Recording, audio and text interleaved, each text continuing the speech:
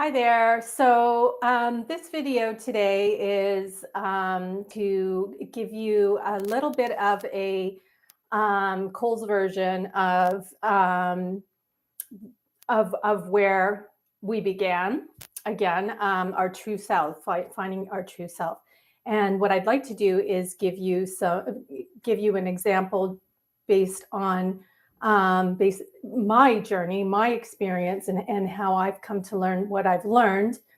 And it's biblical as well as it's in religion.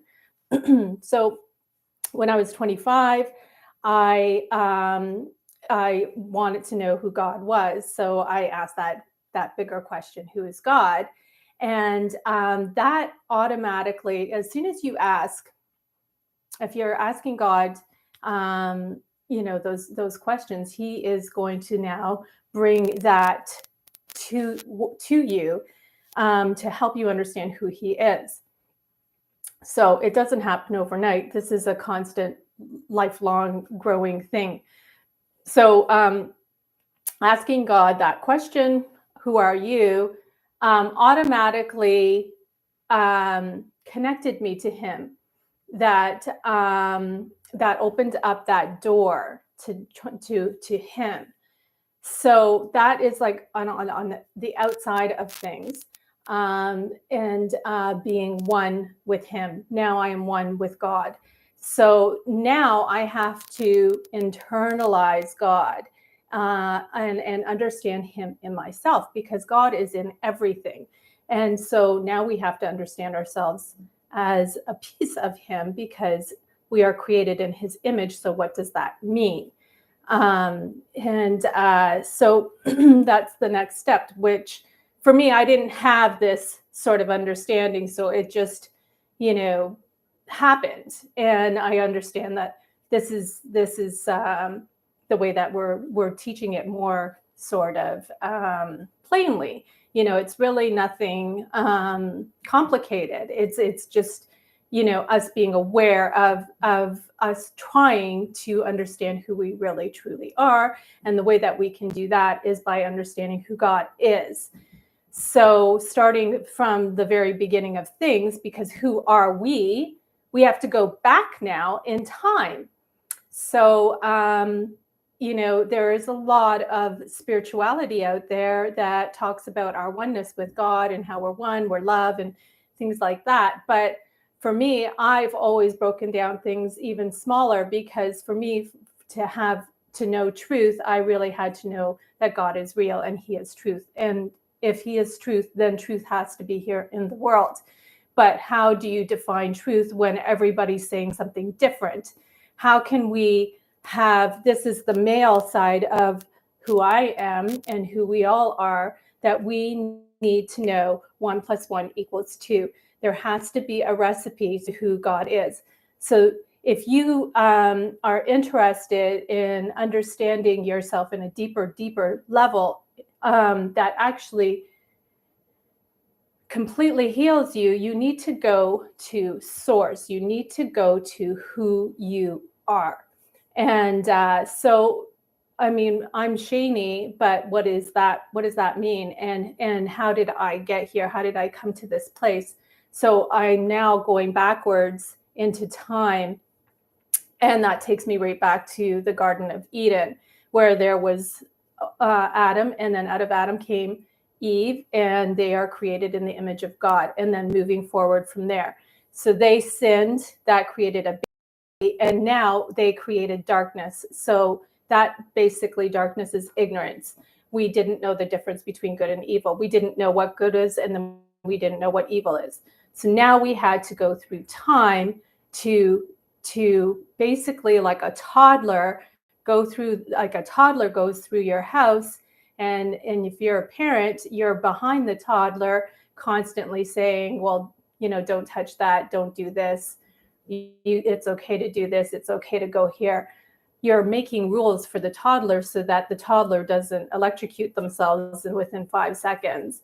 So that's basically what God has done with us, because we were like toddlers. We really were clueless. So that, what I'm going to try and do is give you a breakdown, a very simple breakdown on the Bible. So we created, we just kind of, evolved from Adam and Eve, and created, you know, um, a lot of problems, and eventually God said, okay, that's it. You guys are completely clueless. You're completely dark, and you're only doing bad things. So there's only one guy, Noah, who seems to really get me, and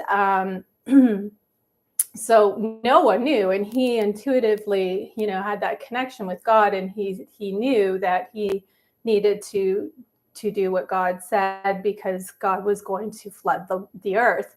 So not a lot of people believed him, and anyways, he went with what he knew and understood, and believing in God and trusting God. And sure enough, it was just Noah and his family that continued things on from there. So down that line, then there was Abraham, and then Abraham had two sons, Jacob and Esau, who were twins, and then there was some problems between them. Esau was actually the firstborn, but Jacob ended up becoming the firstborn. He got the inheritance a little deceptively, but so he took that. He became the firstborn, and Esau he took off. Now there's talking about how Esau ended up becoming the Roman Empire, and Abraham also had another child with a servant, who, because Sarah couldn't get pregnant, and they again didn't, have faith in God. This is all from what I'm understanding. I'm not a scholar, and I believe that their faith was involved with that, not having the faith in God. And so Abraham said, or Sarah said, okay, sleep with my servant. And then they had a son there, but then the son was rejected. And so from what I understand, that son became Islam. So there we are, starting to become divided. And then from Jacob, because now Jacob is this, kind of carrying on the line where God is speaking to and trying to define himself. So then Jacob has 12 sons, 12 tribes, which becomes Israel. However, then there's more corruption down the road, and King Solomon, who was the wisest man around, but he wasn't. He was always having relationships with people who were of the nations, which is a big, bad thing to do. And so, because the nations sort of represent the people who are not being spoken to by God, God's trying to create a people so that those people can be a light to the nations. And through his sin, again, the consequence of that was that the tribes were dispersed all over into the nations.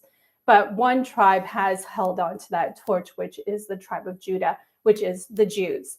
So that's kind of my little Coles version of, our history. And then, of course, eventually Jesus comes and because the Jews are not really taking things to the next level and talking to the world about who God is. They're kind of keeping that within themselves. And so Jesus comes along, and he ends up giving out this message. It's still very Jewish with the Jews, but he's trying to really take it to another level, where he's teaching people that it's not, the rules and everything are really great, but that doesn't come before loving one another. First you love God, and then you love the other.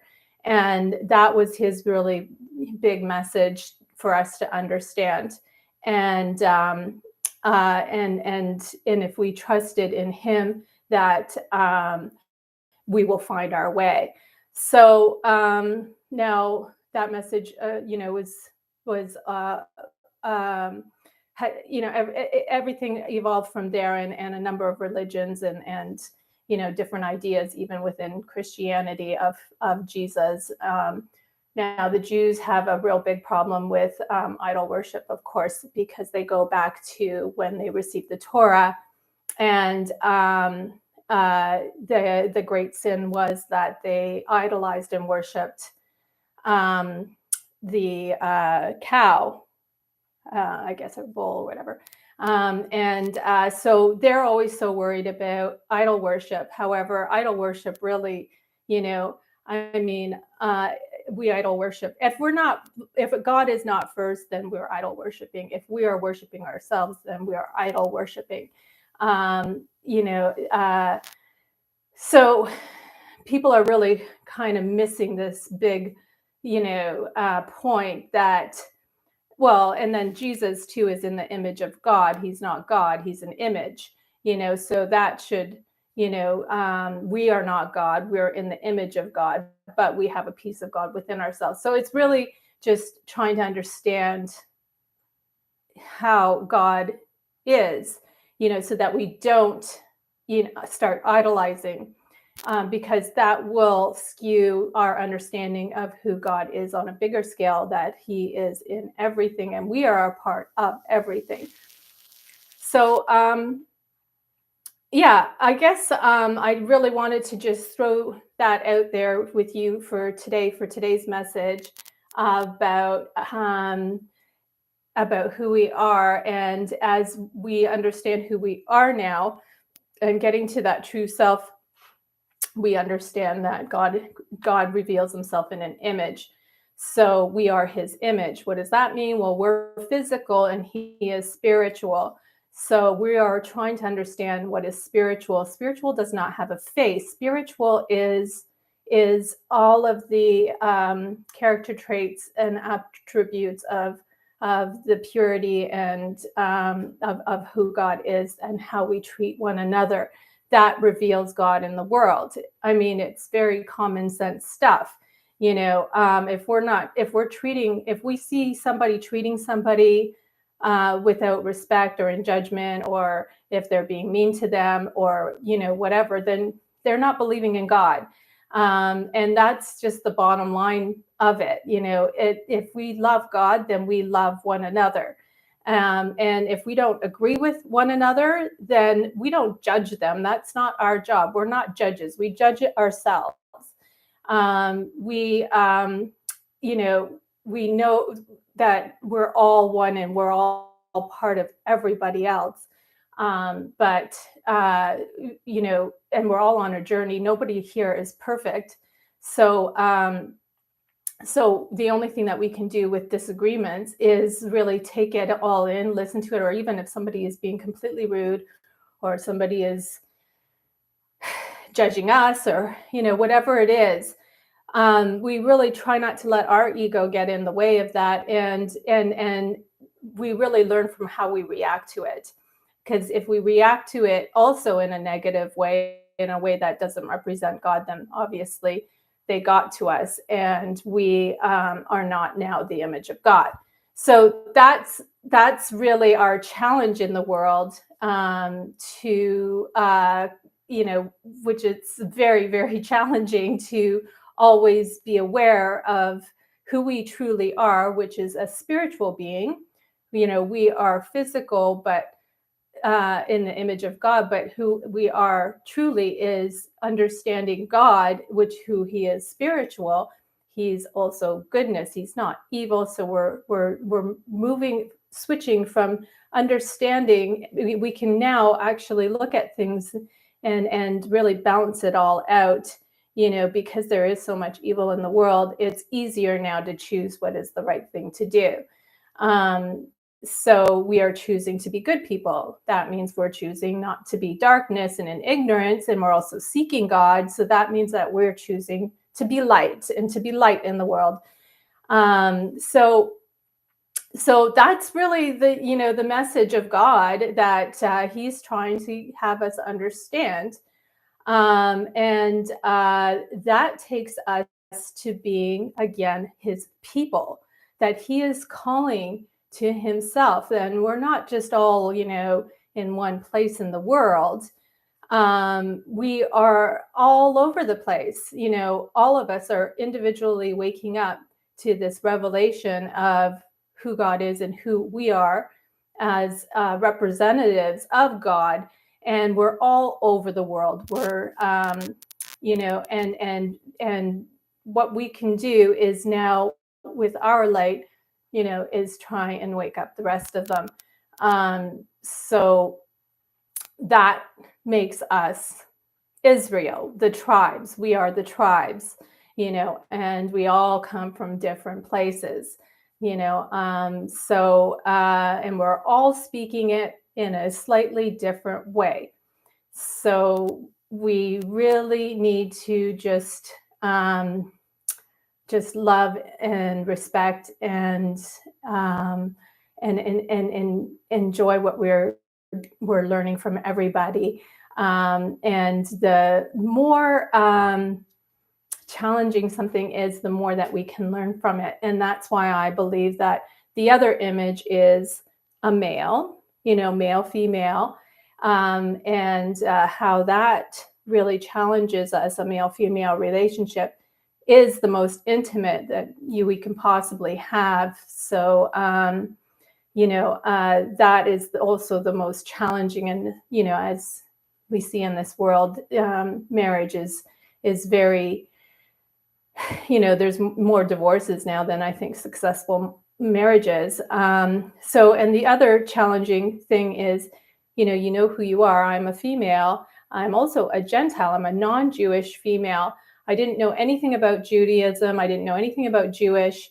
But because that's my opposite, and because I believe in Jesus, so that took me to wanting to understand who Jesus is and wanting to understand what Jewish is, because the Gentiles are teaching Judaism basically, and they honestly are just not getting it right. They don't understand Judaism, and they've always kept themselves separate from the Jews, so they really have no idea how deep Judaism is. So they really don't, they're not representing Jesus as a Jewish man. So that takes you to another level of learning when you can be around your opposite in love and respect. You know, that is our challenge. And I believe, you know, that when we do that, that takes us to other levels of really understanding who we are and what we're doing here, our purpose. So it's not that we need each other. This is another thing that I realized that I had done in the past with my unhealthy relationships, thinking that people complete me. You know, people don't complete us really. I mean, they help us grow and everything, but we don't need that. The only thing we need is God. You know, we need our relationship with God. That comes first above people. We have a very, you know, intimate connection with who God is. And then we learn how to have those intimate connections with each other in a healthy way, and how they complement ourselves, you know, and we complement them. Yeah, I hope that you enjoy this quick little video that I wanted to send out there to help you to see who we are, who we truly are by God's design. And thank you very much for watching. And if you want to hear more of these videos, I'm going to try and put one out at least once a week. Just continue on the journey of what we're learning together. And, you know, and any comments or anything like that, please, you know, tell me how you're feeling about things. Please like, and then it'll, you know, get shared more with the YouTube algorithm. Okay, we'll talk to you, see you next video.